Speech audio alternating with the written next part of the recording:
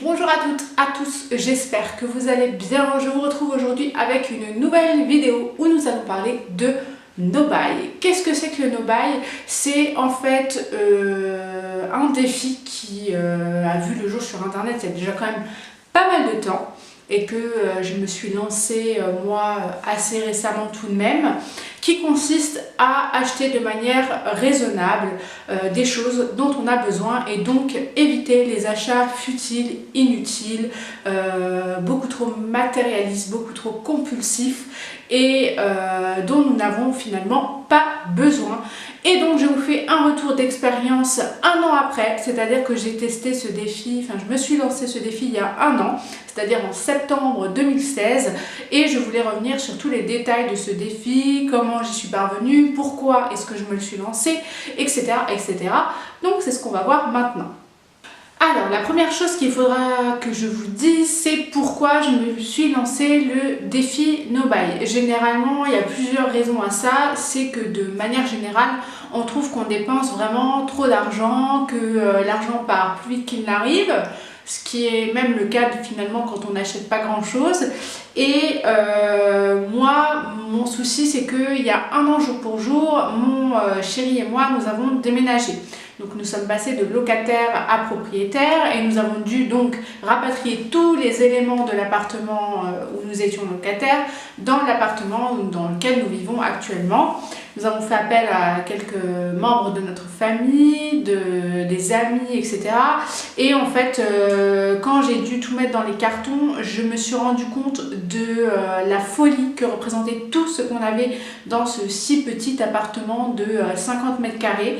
Et j'ai juste halluciné quant à la quantité de vêtements, d'ustensiles de cuisine dont la plupart nous n'utilisons pas, de décoration, d'ameublement, et j'ai vraiment pris peur quant à l'argent que ça représentait, la place que ça prenait et de manière inutile. Donc j'ai eu une véritable prise de conscience tout simplement et je me suis dit, bien écoute, le déménagement ça va être le moment de te lancer ce défi no-buy. Et donc ça a été quasi instinctif et immédiat. Je me suis dit, ben voilà, tu peux plus reculer, il faut absolument, mais absolument que ça change pour toi, pour ton porte-monnaie, pour ton appartement, pour l'écologie, parce que c'est juste pas possible d'avoir tant de choses et forcément des choses qui sont pas forcément qualitatives et respectueuses de l'environnement. Donc du coup je me suis dit, ben, c'est le moment idéal. Pour réussir ce défi no-buy, je me suis dit qu'il fallait y aller par étapes de manière assez intelligente. Et évidemment, la première étape que j'ai voulu respecter, c'est de trier.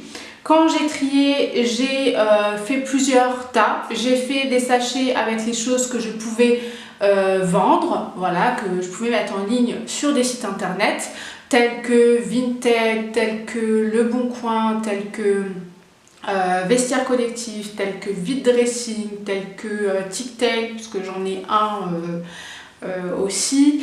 J'ai mis aussi dans un autre tas cette fois les choses que je pouvais donner, c'est-à-dire des choses que je pouvais donner soit à des amis, soit à des associations, soit à d'autres gens.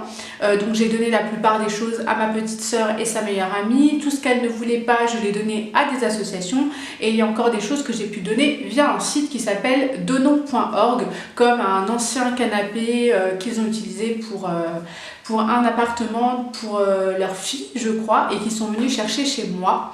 Un site que je vous conseille parce que du coup c'est vraiment pratique, il y a beaucoup de sollicitations sur vos produits et ça vous permet de vous débarrasser. Alors certes vous ne faites pas de l'argent dessus, mais vous donnez une seconde vie à un canapé que j'aurais sûrement fini par mettre à la déchetterie vu que je ne savais pas quoi en faire. Donc vaut mieux qu'il aille dans une autre famille. Et vous pouvez aussi recycler et faire des do-it-yourself. Alors par des do-it-yourself, vous prenez des t-shirts en coton, vous pouvez faire des éponges tawashi comme j'en fais régulièrement et puis des mouchoirs en tissu aussi, pourquoi pas, hein, ça évite de se moucher avec des mouchoirs. Et donc aussi recycler en donnant chez H&M qui propose de reprendre votre vêtement contre un bon de 5 €, ce qui permet de donner une fois encore une seconde vie à des vêtements que vous ne portez plus. C'était l'étape évidemment la plus fastidieuse, la plus longue, la plus chiante, la plus insupportable. J'étais parmi une horde de vêtements, je ne savais plus où donner de la tête, je crois que ça m'a mis des heures et des heures.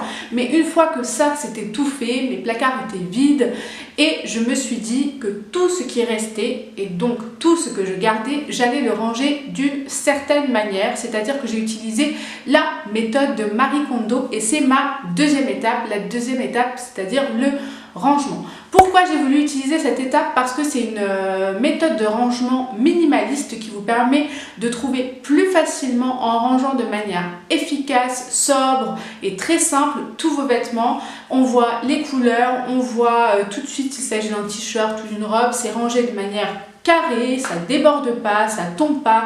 Quand tu prends un t-shirt avant, d'habitude, tu as ta pile, elle s'effondre. Et du coup, cette méthode, je l'utilise quand même depuis pas mal de temps. J'avais déjà commencé même dans l'ancien appartement et je trouvais ça super, mais alors super pratique.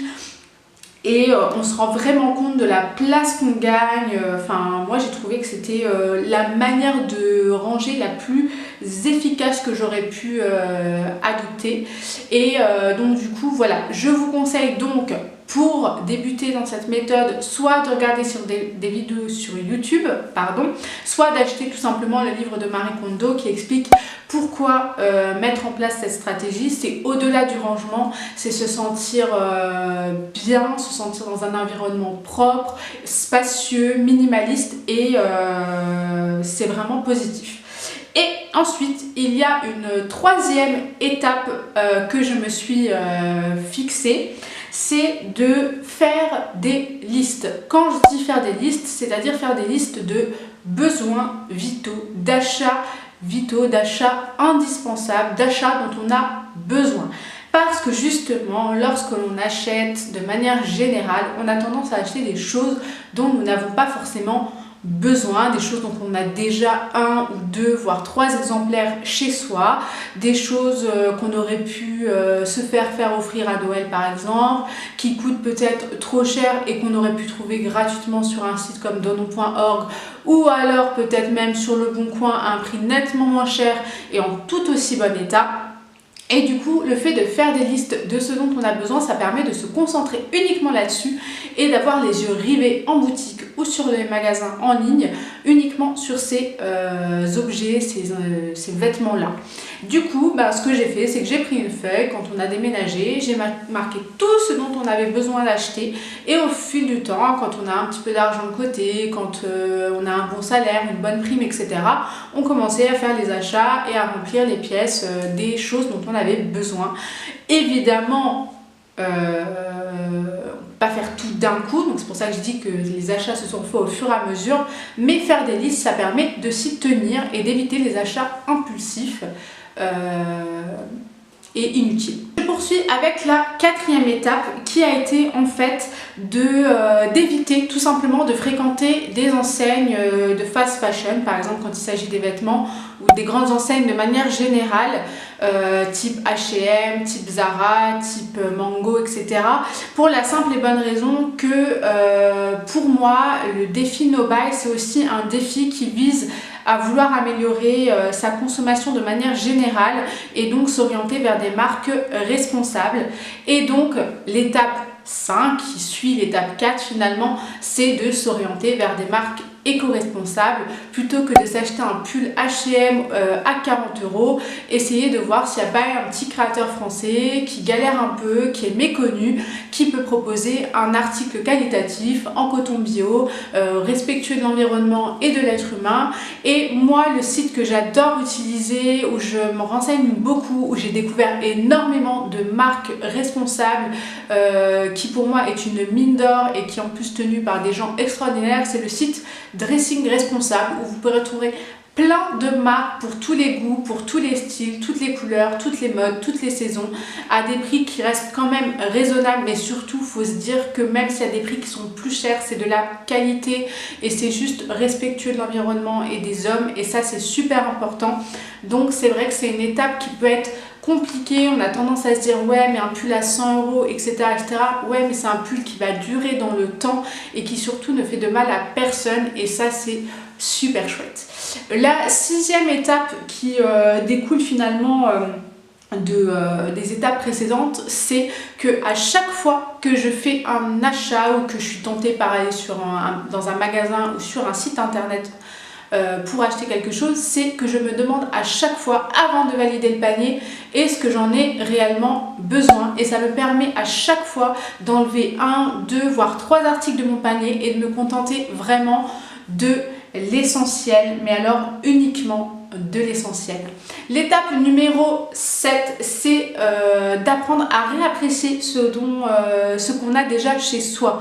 Oui, il y a une chaise qui est peut-être abîmée, et bien je me suis dit tiens, plutôt que de la jeter ou de vouloir en acheter une autre et de cumuler encore un produit inutile, ben tiens, est-ce que je peux pas faire un do it yourself, est-ce que je peux pas la réhabiller, est-ce que je peux pas aller acheter quelques ustensiles pour justement lui donner un nouveau look et une deuxième vie. Et puis ce pull qui est encore au fond du placard, que j'ai pas porté depuis des années, peut-être qu'avec mon nouveau jean ou mon ancien jean ça irait super bien, ou alors avec une jupe, et faire des tests comme ça. Et c'est apprendre à aimer finalement ce qu'on a déjà chez soi, et ce qui nous évite aussi d'acheter encore et encore et encore et encore des choses inutiles. Et finalement c'est pas si difficile que je le pensais. Et la dernière et 8e étape, c'est surtout de ne pas se frustrer. Évidemment, quand je dis période de no buy, ça ne veut pas dire que je n'ai absolument rien acheté du tout. Pendant cette période, j'y viens juste à la seconde partie de la vidéo, évidemment, j'ai craqué. Il ne faut pas se frustrer si vous avez envie d'aller chez Primark ou chez H&M et que vous vous êtes acheté un t-shirt là-bas. Absolument pas. Le but, c'est juste de s'améliorer, de se déshabituer justement de l'achat compulsif. C'est pas parce que sur Instagram, tu as vu un t-shirt et que tu te l'as acheté le lendemain qu'il faut t'auto-flageller et que tout va mal et qu'en fait, t'es qu'une grosse connasse qui arrivera jamais à ne plus acheter. Non, c'est pas grave, ça arrive à tout le monde, même aux meilleurs, et le tout c'est d'apprendre à s'améliorer et de se déshabituer de tout ça. Et du coup, la question que vous vous posez sûrement, c'est comment j'ai vécu cette année de no buy. Alors tout simplement, je l'ai parfaitement vécu. Je pensais que ce serait beaucoup plus compliqué que ça. Alors évidemment, au tout début, on continue d'aller chez Pinky, chez Primark, etc. On achète un petit truc, genre une paire de chaussettes ou une paire de collants, etc. Mais après, quand on s'y force un petit peu, les premières semaines, le premier mois, on se déshabitue totalement de fréquenter ce genre de boutique. On se déshabitue totalement d'acheter dès qu'on va dans un magasin.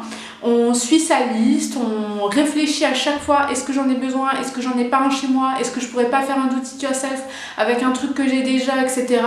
Et du coup ça devient presque naturel, et j'ai pas ressenti une seule fois une seule frustration en sortant d'un magasin sans rien. La facilité aussi que j'ai eue, c'est que j'avais pas spécialement de besoins vitaux en termes de fringues, j'avais tout ce qu'il fallait en termes de t-shirt, etc. Et du coup, comme je me posais la question de est-ce que j'en ai besoin et qu'à chaque fois je me répondais non, je sortais tout naturellement de la boutique. Évidemment, pendant cette période, puisque vous posez sûrement cette question aussi, j'ai acheté, mais j'ai acheté chez des marques responsables. Donc je me suis acheté, je crois, pendant cette période 3 vêtements, donc une jupe chez Ekiog, un bomber chez Ekiog et un pull Carousel Clothing. Donc ce sont des marques, des créateurs, des choses qui vraiment vont tenir dans le temps, qui sont qualitatives et respectueuses de l'homme et de l'environnement. Et puis je me suis acheté aussi des bijoux et quelque chose comme ça chez S Bijoux notamment. Mais hormis tout ça, je ne me suis rien acheté en... pardon, il y a une petite photo sur mon mur qui est tombée. Mais hormis tout ça, je ne me suis rien acheté en vêtements. Pendant cette période, je me suis acheté évidemment de la décoration d'intérieur, mais là encore, j'ai vraiment limité. Avant, ça aurait été une catastrophe, et là vraiment, je réfléchissais à chaque fois, et ça s'est fait au compte-gouttes. Le tout, c'est vraiment, je vous dis, de faire des listes, de suivre les listes, et même si vous craquez pour une chose dont vous n'avez pas besoin, ne pas se frustrer. Donc, je pense que cette période est en train de se rallonger naturellement dans le temps. et que voilà, je vais m'acheter de moins en moins de choses et que ce sera de plus en plus qualitatif. Donc quitte à m'acheter un seul truc en 6 mois, au moins je sais que je le porterai et que ce sera largement rentabilisé. L'exemple typique d'un article de mode que j'ai acheté pendant cette période et que j'ai rentabilisé déjà là, c'est une paire de sandales en corde vegan de chez Nomadic State of Mind qui fait partie justement de mes achats et que j'ai porté pendant tout l'été et qui sont déjà méga crado et qu'il faut que je nettoie, mais qui sont largement rentabilisés, que j'avais payé je crois 55 € et qui clairement font largement l'affaire, qui sont ultra confortables, respectueuses et voilà, plutôt que d'avoir 10 paires de sandales complètement défoncées au bout de 3 jours. Donc voilà, pas de frustration particulière, pas de soucis particuliers. Quand bien même je pensais vraiment que ce serait compliqué pour moi, sachant que si vous le savez, j'ai toujours eu un rapport à la mode peut-être trop excessif, ouais, c'est le terme approprié, donc retour plus que positif. La vidéo est désormais terminée, j'espère que ça vous aura plu. Je confirme 1 milliard de fois que tout le monde devrait au moins une fois de temps en temps faire une période de no-buy. Ça fait du bien à l'esprit, ça se sent allégé, son appartement, sa maison, son dressing s'en porte encore mieux et surtout le porte-monnaie. Avec cet argent économisé, j'ai pu me faire des voyages clairement ou investir dans un appareil photo ou dans quelque chose d'un peu plus cher comme un nouveau canapé par exemple. Donc vraiment je vous conseille vraiment, c'est pas si difficile qu'on le croit, ça demande juste une petite adaptation. Je pense que le fait de moi personnellement d'avoir suivi ces étapes est essentiel. Après c'est à vous de voir comment vous voulez fonctionner. Après c'est vrai que je suis plutôt une fille organisée, j'aime bien suivre un cheminement pour être sûr de m'y tenir, mais après c'est en fonction de vous comment vous réagissez, en fonction des défis que vous mettez à vous-même. En tout cas vraiment je le conseille, mais 1 milliard de fois, c'était juste une expérience top qui va se poursuivre parce que finalement là c'est devenu un comportement presque naturel chez moi. Donc voilà, j'espère que cette vidéo vous aura plu, que ça vous aura donné envie un peu vous aussi de tester le no-buy et n'hésitez pas si vous avez déjà testé l'expérience de me donner votre retour personnel. Likez cette vidéo évidemment si ça vous a plu, vous abonner là encore et puis je vous dis évidemment à très bientôt. Bye.